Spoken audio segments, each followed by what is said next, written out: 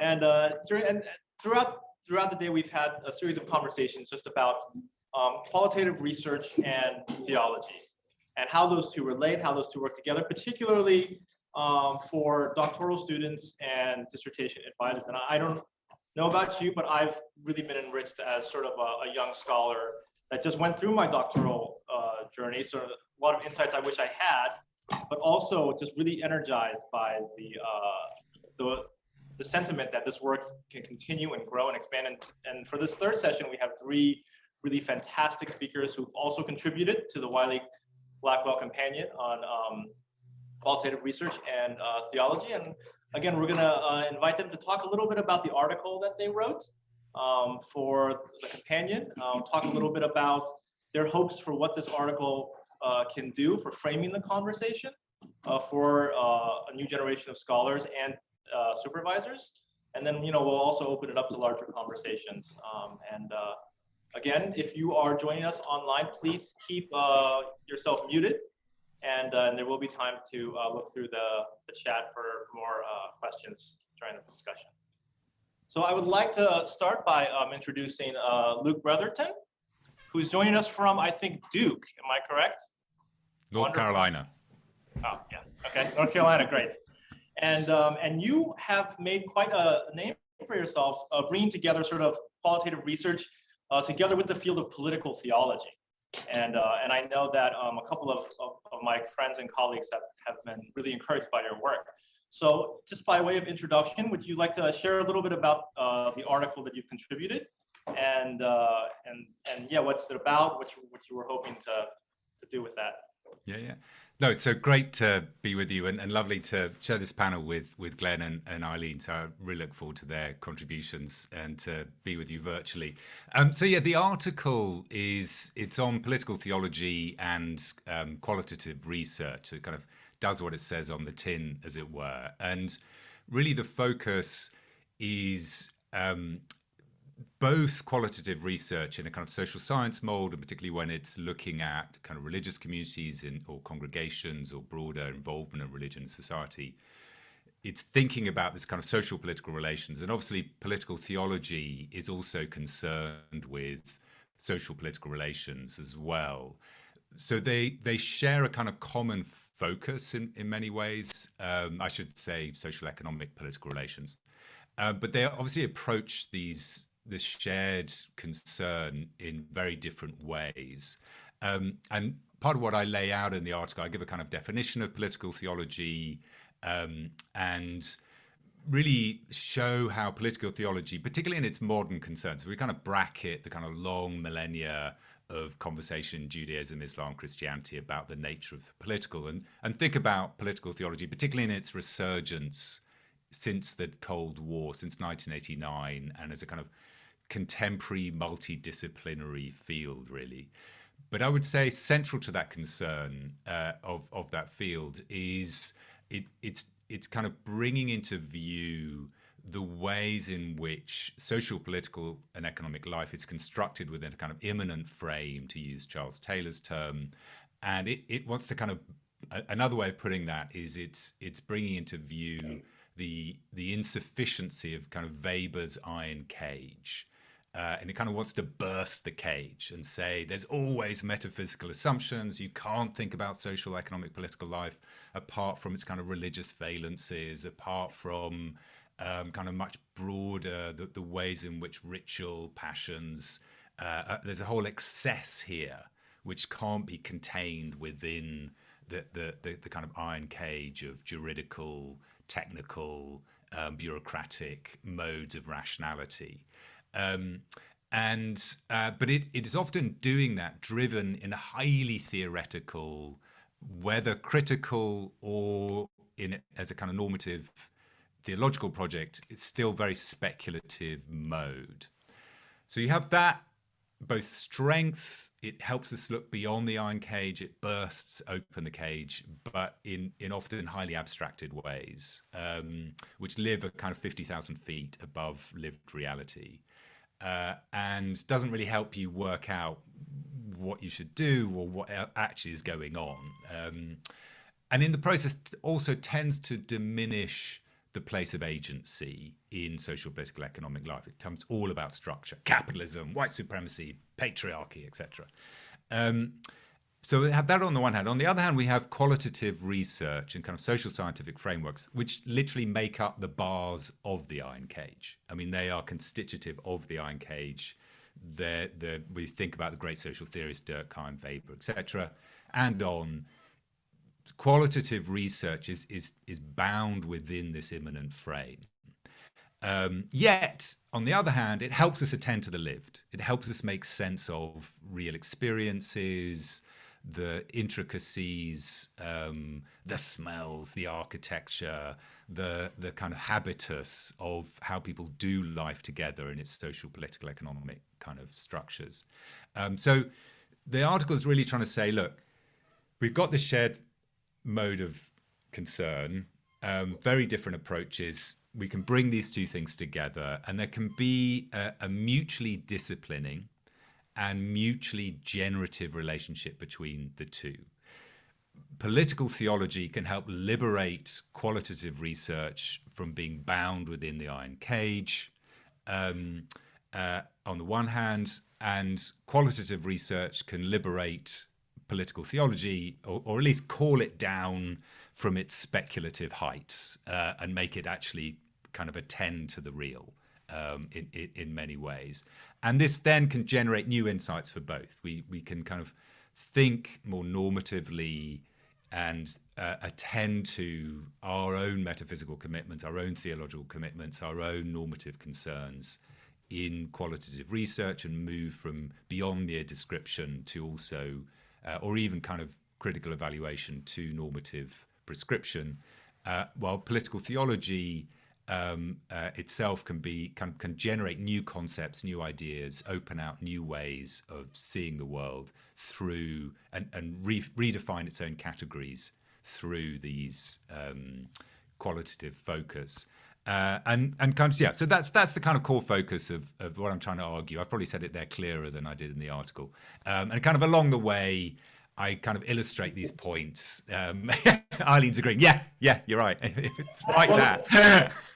We were nodding because as authors of the article of articles in the book, like, we feel the same way in our previous discussions. Like, I just summed that up a lot faster than I did in the so I disagree with you.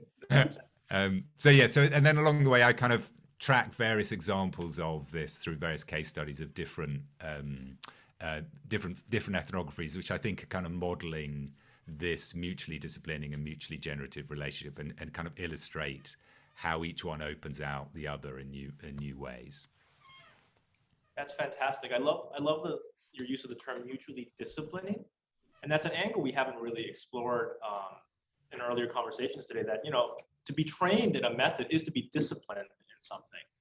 It's to be worked on in such a way that you physically, if you were just, playing a sport, how to respond, right? And when we create these sort of cross-disciplinary conversations, there's an opportunity to really change what we're thinking about and why we do the things we do. As somebody who's studied a bit of sociology as well, I am very struck by your comment about, qualitative research being part of the iron cage. This iron cage of how we ought to see and engage the world academically, right? And what political theology can do to reevaluate what qualitative research is about. And I was wondering if you could say a little bit more about that in relationship to doctoral students, because doctoral students are being disciplined, right? And so what are you hoping your article and maybe your larger sense of what you would like to see happen in this mutually disciplining conversation? What do you hope for doctoral students working at this intersection? Yeah, no, that's a great question. So I think the kind of, I guess, three things I would say to that, which is, so that broadly cluster around how we think about the place of the political in theology and social science, how we think about the relationship between the critical and the normative, and how we think about the relationship between the kind of generalizability, horrible term, but the kind of, how do we kind of universalize or make broader judgments based on very particular kinds of work that we're doing in ethnographic or qualitative based research. And the last is obviously a kind of perennial issue that social scientists worry about and political theologians should worry about, but are only too happy to create vast generalizations which are kind of completely unsubstantiated or based on a kind of minor anecdote. But they seem relatively untroubled by such things. But yeah, so I think in relation to how we think about the nature of political, and a lot of practical theology, contextual theology, pastoral theology, and kind of the ecclesiology and ethnography kind of conversation, which has tended to be where this kind of the question of qualitative research has clustered in terms of people doing doctrinal work. And obviously it's branching now more into areas of Christian ethics and political theology. Kind of political questions often show up, but there's often a sense in which the nature of politics is kind of underthought or underdeveloped. Things are kind of gestured to or thought to be political, which I'm not necessarily sure are political, or political is used as a kind of bad term, it gets political, or it's used as a kind of uncritically thought through good term. We're now being political, and so we're getting away from just being pastoral or just attending to ecclesial concerns, and we're really sticking it to the man here kind of idea.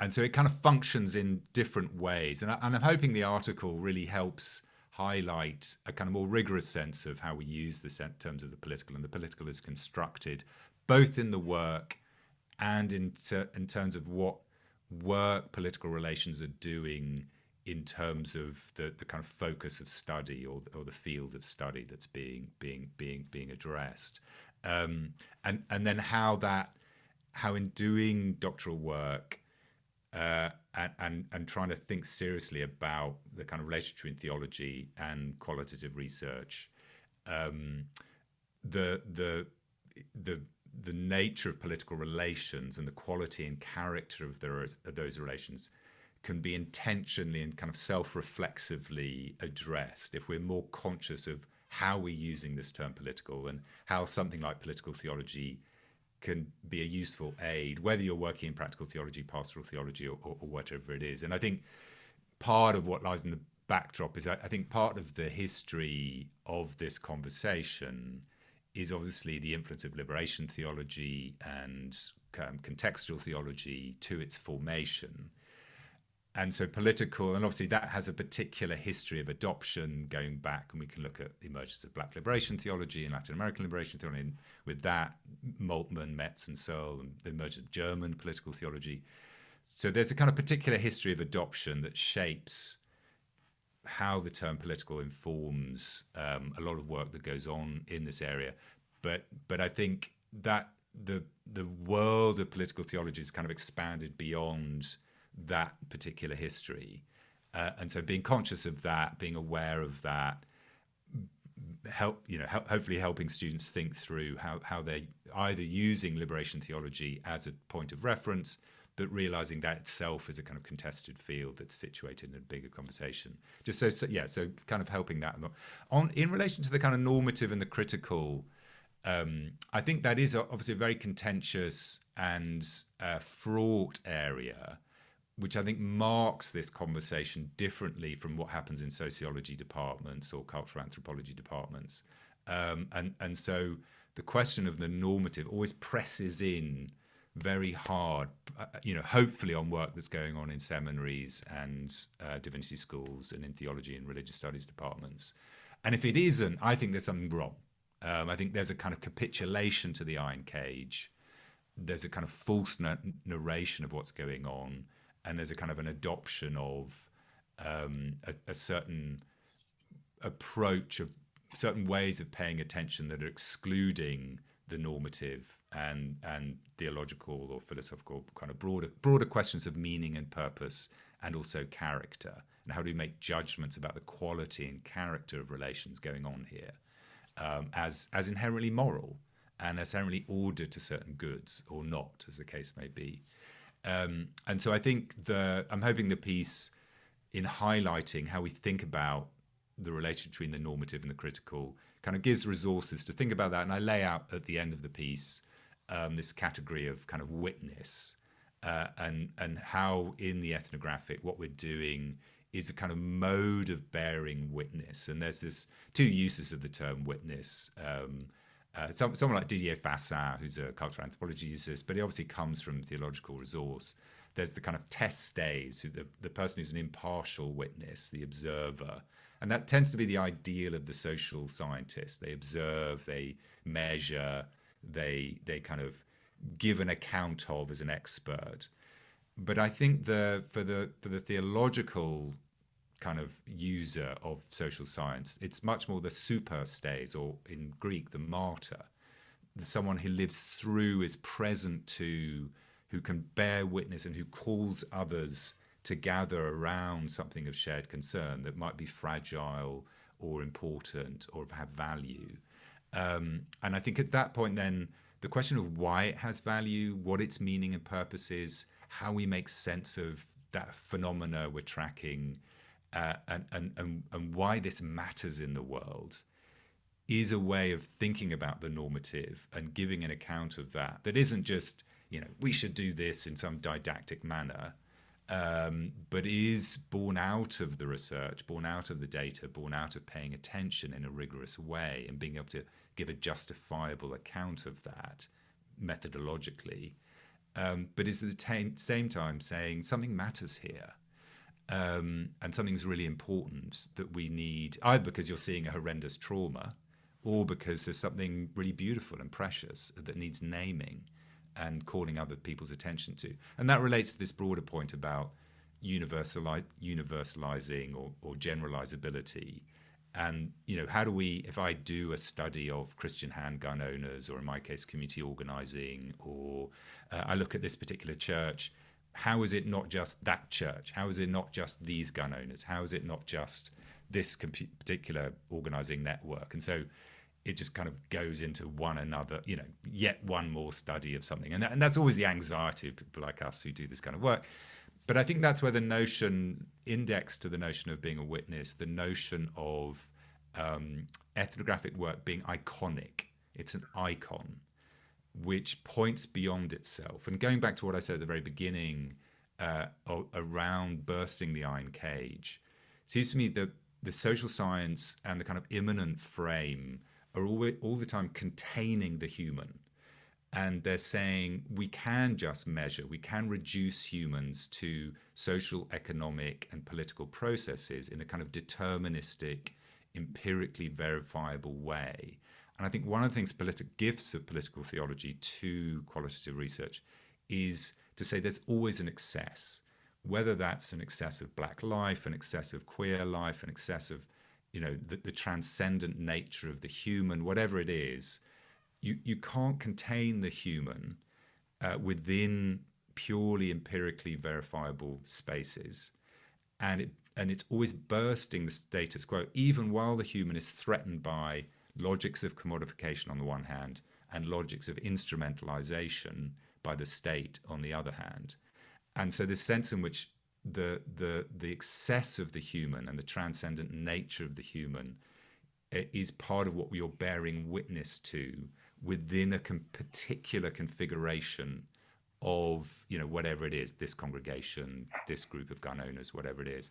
And I think that's where the theological commitment to pay attention to the kind of incarnational realities at work here that point beyond themselves to a certain superfluity or excess of both theological meaning and what it means to be a human, paradoxically carry a kind of deep humanistic concern that I think, and this is where I think a lot of the ways in which critical theory is committed to a certain kind of anti-normativity is called into question by good qualitative work, because it says the human matters. We do have commitments. There are deep enemies that want to undermine what it means to be human and destroy it, whether that's anti-Black racism or whatever it is. And the work that we need these normative commitments to put front and center and treasure what it means to be human, even as our notions of human are contested and contestable. And I think that deeply humanistic concern is one, particularly in our day, with various kind of forms of anti-humanism that abound in the social sciences and in the humanities. I think this marriage of humanities and social science that centers on how do we cherish the fragility of the human in the face of things like climate change or racism or whatever it is central to this work, and should be then makes the normative key. Sorry, whittled on, but yeah. Oh, fantastic. That's a lot to process and a lot to work with, but I love the one of the conclusions you come to is this idea of bearing witness. And I think that is something that I can definitely hang my hat on in terms of how important political theology can be for qualitative research in ecclesiology. Like you said, a lot of these conversations don't always dive into the political, much less political theory, political theology. But within political theory, there is that struggle between the critical and the normative claim, right? And somehow I find bearing witness something that resonates with qualitative sensibilities, that grounds people in, whatever political theory you're critiquing or you're building, it has to touch people's lives. It has to, and I think that's an important lesson. So I really look forward to reading your article and thinking through that a little bit more.